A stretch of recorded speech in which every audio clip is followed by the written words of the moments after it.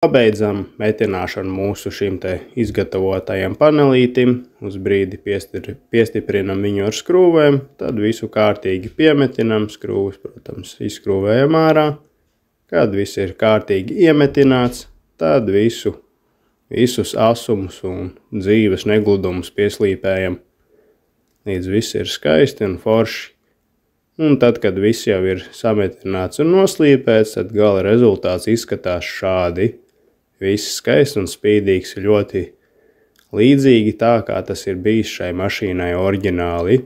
Manuprāt, ļoti skaisti. Nogriežam vēl pēdējos liekos sīkumus un piemetinam mazās atlikušās nianses, tā lai varam jau metināt virsū nākamo paneļa fragmentu, kas ir šis te.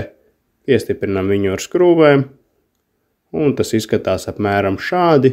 Tur vēl neliels caurumtiņš būs jāiztaisa ciet atlikušais.